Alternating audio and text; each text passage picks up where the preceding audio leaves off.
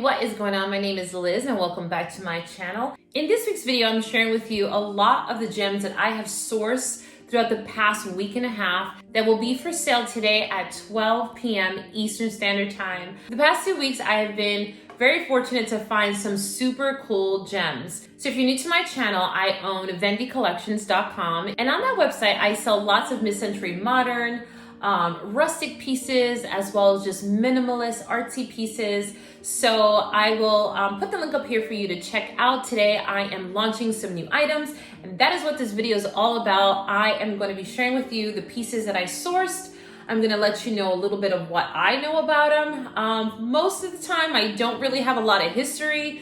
Sometimes I just go in, I see something and I make an offer or just buy it right out, and most of the time, some people have stories behind the items that I buy. Now, I want to share that I buy a lot of my items through antique shops and flea markets and private dealers. Once in a great while, I will walk into a Goodwill and find a thing or two. But as you guys are aware, the quality of items that I sell typically are, you can't find at a Goodwill. You might be able to get lucky to find a really stellar piece, but to find bulk of really key hot items is definitely not from a Goodwill. So if you guys think that I find all of this at a Goodwill, I wish. And I go to the Goodwill often. You guys know, as part of my channel, I go and I thrift and I find wonderful items. So a lot of these pieces take time to source. I spread myself out, and I also don't stay in my own neighborhood. I definitely venture out to other states. And I go sourcing that way. So it's a lot of fun. I enjoy what I'm doing, and you guys love when I share these gems with you. You guys also love buying them, so that is a win-win. So in this video, I want to share some of these items, and yeah, so let's get on with it. I'm gonna start with the big piece first because it's right here and I want to get it out of the way. This is a postmodern 1980s era. Let me back it up. Lamp.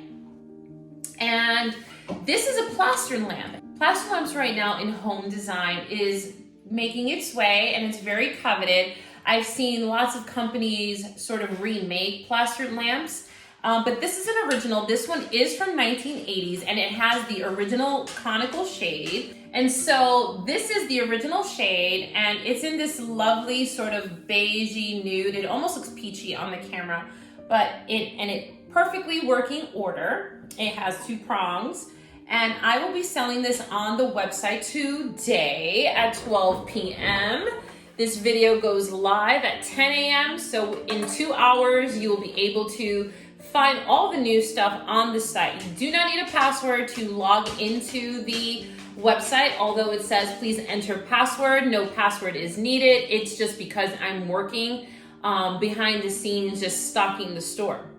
So at 12 p.m., the site will just completely open and you'll be able to shop.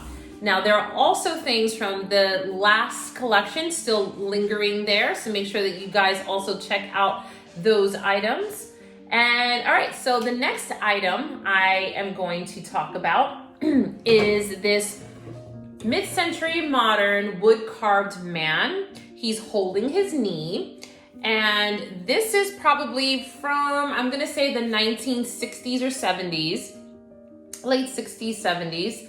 And it's a really nice chunky size. So this guy's really cool. He's 18, he's about 16 inches tall. He has a good weight to him. And I just love just sort of the rustic look of him. So he will be available in a few hours on the website. I love decorating with like sculptures and statues, and I also love that he's almost kind of abstract.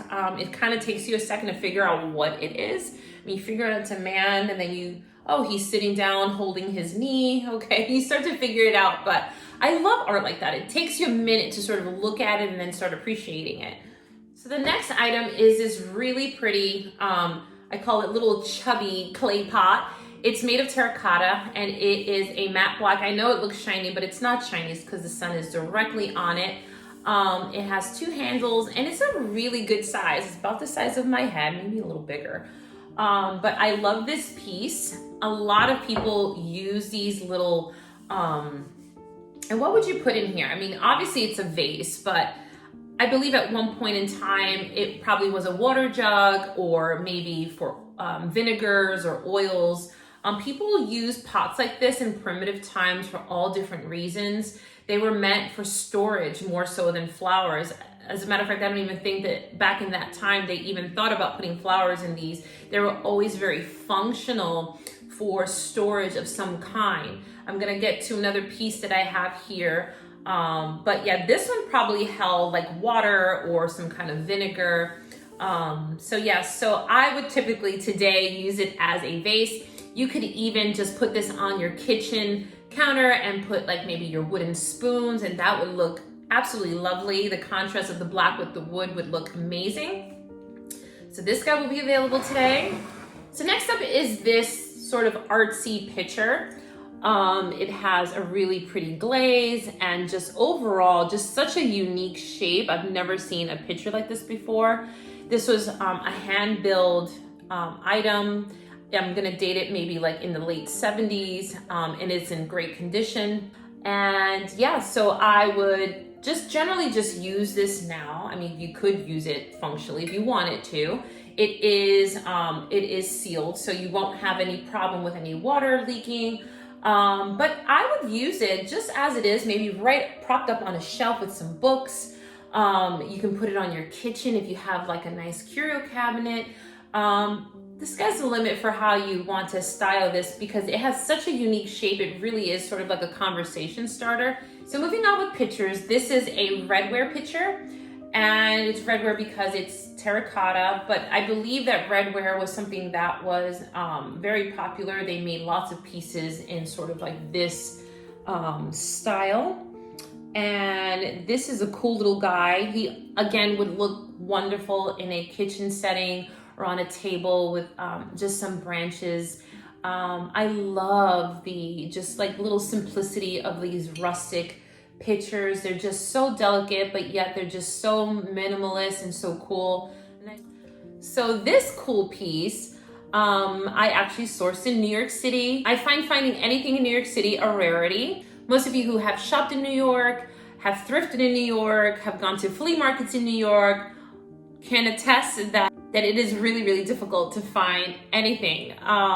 And if you do find something cool, it is so overly expensive. It's definitely more for a collector, not so much for a reseller when you go out to New York City.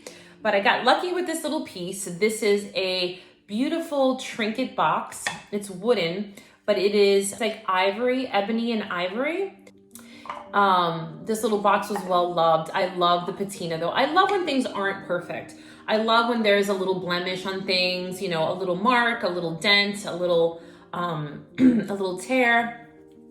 It just adds so much to the aesthetic of a vintage piece that was well loved, and you know, it tells its story. So this little guy just would look super cool up on a shelf anywhere. It could look nice on a coffee table or on a vanity table. So these little boxes are just so cool. They have a cool little pop to your eyes when you see it from afar. So I love styling with pieces like this.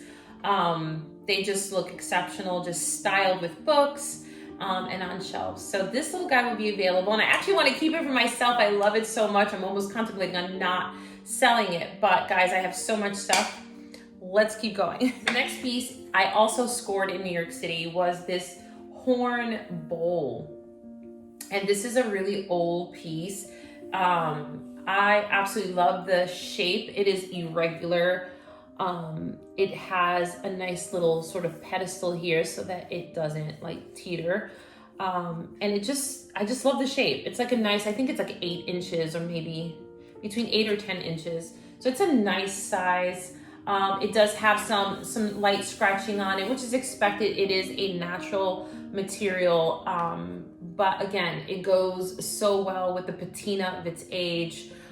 This appeared like, when I purchased this piece, it went along with some other primitive sort of artifacts, and it appears that it came from the same source. I sold one other bowl previously in a couple of collections ago, and you guys loved it. You guys were really fighting for that one. It sold immediately the minute I put it up on the site. And so this one just has some really gorgeous sort of colors to it. And yeah, so this guy will be available. The last piece I found in New York City is this modernist blown glass vase by the artist Christian Tortu. He's a French glass artist, and a lot of his pieces can be purchased online. I'm not sure if, I believe he's still around, but this one I've not been able to find. I was trying to find a similar piece. I've come across some of his pieces that were the short squares. I've not come across this piece that has the opening here, and his signature is down below. This is a super large size vase. It is perfect for the minimalist. It is just so aesthetically gorgeous. You can put water in here and flowers. I would use it with just some dried branches, and the longer and the curvier, the better. That's what I personally would do if I decided to keep it. It's just such a great shape, and I just really love how quirky it is. This is the stuff that I buy. This is the difference where you can't find stuff like this at Goodwills often. You can try to get lucky and find a lot of this stuff every once in a great blue moon, but to be consistent like I am, you guys gotta understand that I hunt high and low for these items. So I wish it was as easy as going to the Goodwill like every day and picking up a piece here and a piece there. God only knows that that would be ideal, but it's not that way. So here is a beautiful stoneware vintage jar, lidded jar. I'm gonna date this probably late 60s, 70s. I wanna say that this is a ginger jar, but being that it was from 1960s or 70s, it was probably just a cool lidded jar that somebody created. I believe it's like an artist sort of pottery. Maybe it was functional at the time. I'm not sure what they would have stored. Maybe cookies. It could have been a cookie jar. But the shape is just a little bit too long and oblong. So I'm gonna say that it probably was just a really cool decor piece for the house. If you guys have any idea as to what they might have stored in here, just comment that down below. I'd love to know. I'm always trying to learn about a lot of pottery and what it was used for. I think it's so fascinating to know, like a lot of the things that we use as vases, what they really used them for back then. So I'd love to know the history of those kind of things. This one does come with a couple of blemishes, but you will not even notice it. When I lifted the lid, you can see, it's not a big deal, but just a bit of like the clay is just worn down or just broke off, but it has no, you can't tell at all that it has any issues whatsoever.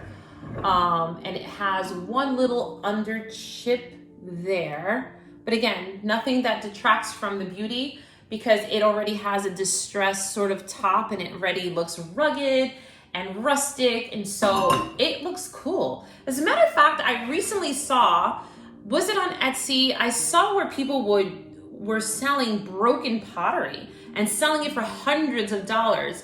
Pottery that was completely shattered, but yet still looked cool. So I guess it's all, you know, the eye of the beholder. I think if you find it beautiful and you want it, then, you know, but that was interesting to catch that. I didn't know that that was sort of trending, you know, really old primitive pottery. And I think I've even seen a couple of those pieces in Restoration Hardware. I think that they're really fond of bringing in, you know, sort of rustic pieces that are very wabi-sabi, imperfect, and they display them in their styling. So, hey, you know, why not? I think, you know, you can't even tell on this piece that it has a couple of boo-boos. Overall, it's just absolutely a gorgeous piece. The next piece I got is from a private dealer. This is a mid-century vase. It is a ceramic vase, very heavy, very nice quality to this vase. And it has an irregular freeform shape, which I absolutely love. I'm actually not mad that it is a sage green. I think it's very subtle and mixed in with the creams and the beiges. It's just a really nice accent vase to have. And it pairs well with so many other little objects. So this piece is completely fun if you have like mid-century modern stuff. I just love it's a regular shape, and I think it looks super cool as a vase with tons of branches or tons of greenery. This will be my last piece to share with you. This is a mid-century modern magazine rack. Let me see if I can just set it down here and I can talk about it. Okay, it has chrome legs and a vinyl sort of inset where you tuck your magazines or books in there, and I absolutely love it. I have chairs that match this piece perfectly, and it is just a beauty. It's a real beauty. No chair, but I found this and I knew that one of you guys would love it. Whenever I post magazine racks, you guys really dig them and you guys really love them. You guys love all the original ones that are really super cool and different. So I always have my eyes out looking for the most interesting magazine racks for you guys. So this guy will be available.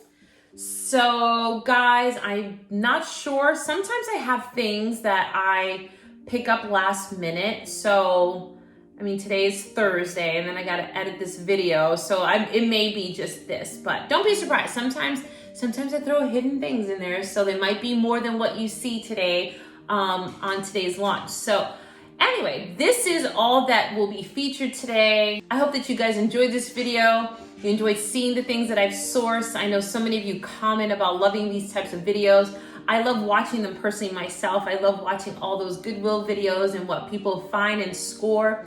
I want to thank you guys so much for watching this week. If you enjoyed the video, make sure that you give it a thumbs up and subscribe to this channel if you haven't done so already. I post a lot of these hauls. I do DIY videos and lots of room transformations. So if you enjoy that type of content, then I invite you to subscribe to this channel.